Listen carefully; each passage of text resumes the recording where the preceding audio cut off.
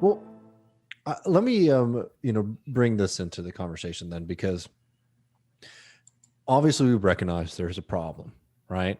And laying out the question there, or the constraints, like whatever. We don't even need to spend too much time trying to like divine Obama's like personal motivations.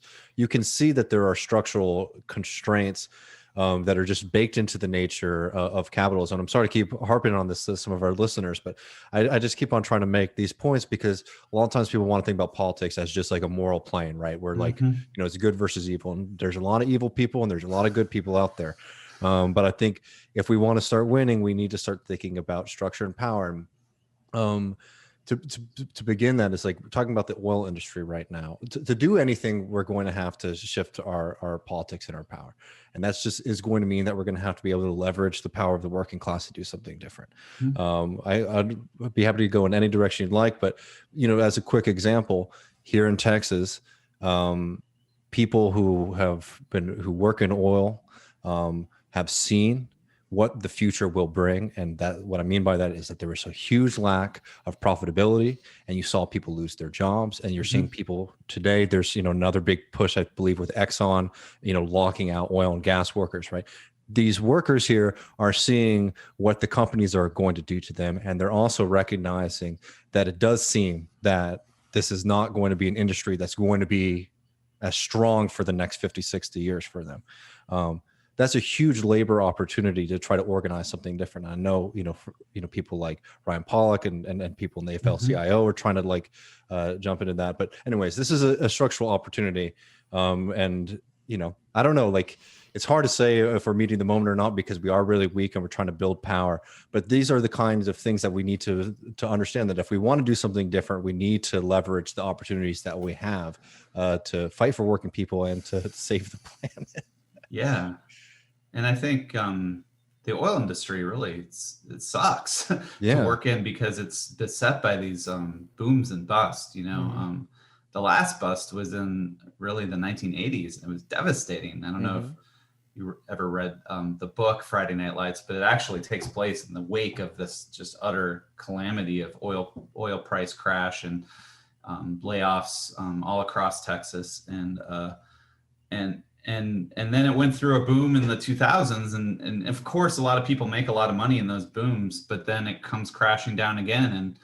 And I think another thing that if we say just transition, if we say we want to, we can make that argument that we actually want to provide stable livelihoods in the energy economy that aren't prone to this kind of insane volatility. That forces, good times and then total shuttering and total layoffs. And that's, again, I think, what the Green New Deal was trying to do by proposing things like a job guarantee, proposing things like public works projects that would give people union jobs, steady pay, and this kind of thing, providing economic security, where it's very clear the particularly the oil and gas sector has been incredibly volatile and unreliable in that regard. So, yeah, and I just we are all big fans of Leo Panitch. His work is incredibly important, and you note in the piece the distinction between class focused and class rooted politics, and the oil and gas industry there really hits on it.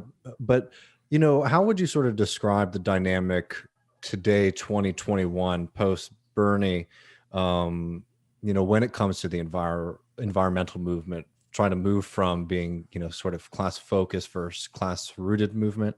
Because you note a couple examples of how, like, kind of professional class sensibilities are sort of big hurdles to building the kind of movements that we need. Yeah. So the big breakthrough, I think, of the Green New Deal, when it really kind of exploded onto the scene in 2018, you had AOC and the Sunrise Movement, was that finally, after so many decades of this kind of thing, where it's like environmental politics means you're going to cost jobs, you're going to make people's lives worse, you're going to have this spiritual awakening, which means you're going to have less, and you're going to be a submit yourself to austerity and all that kind of stuff. Finally, the Green New Deal comes out and is like, no, we can actually address inequality. We can actually improve the working class's material lives through climate action by job guarantees, but also by like, how about giving people cheaper or even free electricity instead of saying like, well, climate change is costly and you need to pay a carbon tax now to pay for the cost of pollution. No, we could actually provide decommodified public goods like public transit, public electricity, public, so that was the breakthrough. But it was kind of like the Green New Deal politics kind of discovered, like we could build a politics for the working class. We could build a politics that appeals to the material needs of the masses of people. But yet still in this period from 2018 to 2020, and I'm totally guilty of this, like the people driving the discussion and the policy construction and the even in the Bernie campaign, like the people who were writing the policies, like, and it's just all coming from academia, like myself. It's all coming from like journalists, scientists, NGO, sort of environmental NGOs. So it's sort of rooted in the professional class. So yeah, I refer to it as like a politics of the professional class for the working class. But that is not what Leo Panitch and others have called a class-rooted politics that is really organically embedded in the working class, that is sort of grounded in working class communities, is in the ways in which we've talked about unions in the past as being literally like in workers' everyday lives, like the union hall and the union, it was just part of the everyday lives of workers, where it was literature, it was speeches, it was games, and the ways, similar institutions, people, like churches and things that are like really grounded in people's lives that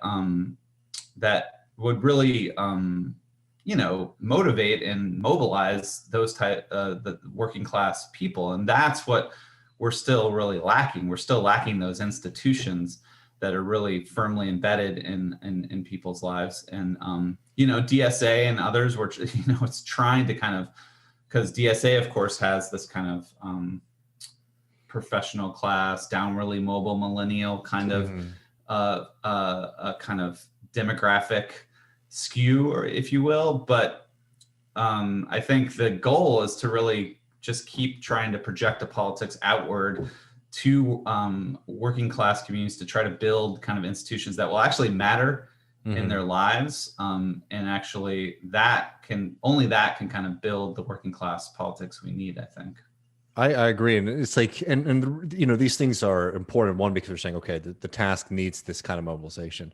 But two, it's not even unique to the environmental movement, but you note in your piece that when a lot of the movements around the environment are sort of dominated by a certain professional class of folks, right, with certain sensibilities, then the concessions that they get from a Biden administration, for example, aren't always very material, right? Like, in your piece that there's a lot of language stuff in Biden's earlier plans about, frontline communities, yes, which of course help out, people like that. But you could see very quickly that this is not a very material, commitment as much as it is, okay, this is the thing that they care about, and I'm like referencing it.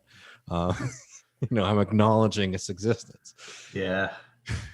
Yeah, one of the proudest things I am of that piece is I call it moralistic catnip for the professional class. Yeah, I think that was very good. Well, because you make the point here is like, what is it? 57% of Americans don't think that climate change will affect them, correct? Yeah. So yeah, in frontline communities, it is very centered in kind of NGO academic. It's all we talk about. And it's you've heard this language where it's about centering those communities and bringing justice to those communities. And it's important. Like they're often talking about the most marginalized communities, the most affected by climate change, but also like fossil fuel toxic infrastructure. But what those communities are facing, take indigenous people fighting in Standing Rock, like what those communities are actually facing is the power of energy industry again, right? It's their power, the people running the Dakota Access Pipeline, or the people that run chemical factories like ExxonMobil and on the Gulf Coast of the United States.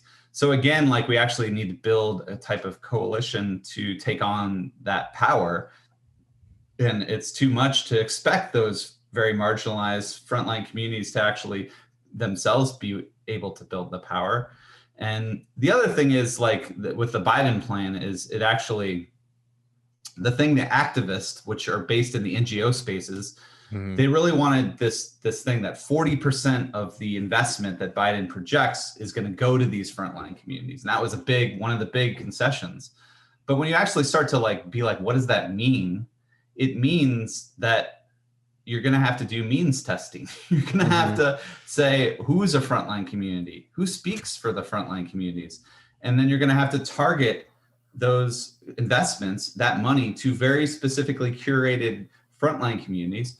And, that we've seen means testing has been disastrous for, it divides the working class. It divides it creates kind of political resentment. And also it's just like, how do you do it? And in Biden's actual plan, he proposed, well, we're going to create what he called an environmental justice screening tool. That he's going to, it's going to be some sort of algorithm that determines if you're disadvantaged enough to be one of these 40% frontline communities. So like, that is not, I think I'm more on the side where we really need to, Medicare for all and other universal public goods are really going to mobilize the masses of people and get a lot of people really excited about that type of politics. So. Well, and it's wacky, and then especially it's wacky too when you have these more professional class folks figuring out what these communities want. One of these sort of leads me to my last question for you is like, is a kind of fixation on decentralization and really small scale localized responses to climate change. Do you think that's the answer? Is small really beautiful, or do we need big mass programs to deal with the challenge? Well, maybe this is for another day, but like you can actually trace the kind of neoliberal turn. I don't know if we talked, basically the rightward turn of politics towards capital in the 1970s to kind of on the right and the left, everyone starts being like, well, decentralization is where it's at. And if you're on the right, you say the market is so beautiful because it's decentralized. It's like people buying and selling and the prices are, but on the left too, it's since the 70s, this sort of environmentalism is like, if it's local, it's good. If it's decentralized and community scale, then it's good. And like the climate crisis is again a global, hugely significant, like large scale crisis. It's not a small scale crisis that you can solve. I probably unfairly sort of maligned a solar Brooklyn co-op. There's like apparently this solar co-op in Brooklyn that like, of course, we're not going to solve the climate crisis like one solar co-op in Brooklyn at a time. I don't want to bring up random Twitter spats, but I do remember when the electricity first started going off in Texas, tweeting somebody, it doesn't matter, and it sort of gets big or whatever, and then one of these big decentralization like advocates, super green granola guys, like this wouldn't be a problem if Texas's grid actually was more decentralized. And it's like, this is the most insane time to say that like what Texas needs right now is more decentralization. But essentially what they were arguing for was like every block to be engaged in power production, which I'm not an engineer, I will admit, but that does not seem like the most efficient way to generate power for society at large. It seems incredibly wasteful. Like drop even the whatever you need to power it, be it solar or wind or whatever, just like transporting the tools and the equipment to every community to do that, I feel it would have a huge environmental cost, let alone probably be inefficient once it's built. Yeah, instead of weeding the garden, you have the neighborhood kids Windex the solar panels. Well, this is actually Elon Musk's another guy in the news. This is his solution too. He announced his Powerwall, which is a big battery that every household should get, so that when they can basically recharge their battery with solar panels, and then they can be off the grid. And until your house again, blows up. yeah, until it catches on fire, which those batteries have been known to do. But think of the material extraction it requires to give hundreds of millions of people their own privatized battery. It's just insane, and it's not the way to deal with this crisis. Yeah, and my pin on this is just don't be a dupe on these things, because what these arguments all sort of end at is that we have no democratic right to try to control these systems, on the large scale. So the only answer is to retreat into the woods. Like Marx got pissed about this too. With anti-capitalists were like, okay, we can't beat the system, so we're going to go off in the woods, and the six of us are going to have a nice life. Look, I love rural life and all those kind of things, but that's not a solution to these problems, right? Right. I'm very happy for you if you're off the grid and have a nice. I'm honestly I envy it, but it's not the solution to the large scale problem. No, absolutely. I mean, that's what he called utopian socialism, or Engels in particular. That's incredible attack. And, Marx actually thought the centralization of industry actually was creating the material conditions for this kind of emancipation of humanity as a whole. And yeah, you could emancipate 6 people in a little commune, but if you want to emancipate all of us, you're going to probably need to take advantage of some of these incredibly productive industrial centralized systems that we all are kind of embedded in right now. So exactly. Well, Matt, I really appreciate you spending some time with us this evening. I'd love to do it again sometime soon. Great. Thank you so much for having me. Thanks, Matt. Yeah, take care. Yeah. Decentralization, man. I mean, that comes up a lot when you get into it with Bitcoin people online. Which, by the way, they're having a rough go of it. Yeah, with Elon Musk saying he's going to pause accept payments for He's cars. not going to accept it because of the environmental toll. I saw one angle that he's actually just manipulating the price of Bitcoin. 100%. I mean, right. 100%, because he's doing a Dogecoin thing now, and he announced today that he's working with Dogecoin to beef up their capabilities. So. Whatever the fuck. What? Okay. I'm glad the Dogecoin capabilities. I mean, this is one of those things that, I mean, the Bitcoin thing, maybe we should do a whole sit down thing on it, because I feel I get tired of having to repeat myself on this one. We should do a scripted almost segment maybe, where we just that's what I mean, because it's just I'm tired of having the Bitcoin conversation with people all the time, because but Bitcoin is it's the same kind of for people who think that Bitcoin is going to be something that's going to liberate us, right? It's the same kind of idea when it comes to decentralization of the electrical grid or our capacity for these things. I understand why people have a first reaction, okay, this is good. We can exert more control over these things and get the bad actors out, right? That's the kind of generalized understanding for all of these things. It's honestly, it's not even particular to different subjects, be it Bitcoin or electricity. It's a kind of generalized, smaller, localized has to be better than big. But as I was, just saying, it's you have to understand that all of these questions are fundamentally questions about power. And when you think that retreating into smaller forms is preferable, because you think you're going to be to exert more power over these systems, you are actually just conceding to the powerful the systems that they themselves monopolize or took control over, right? And with that, and this is why there's a mistake there.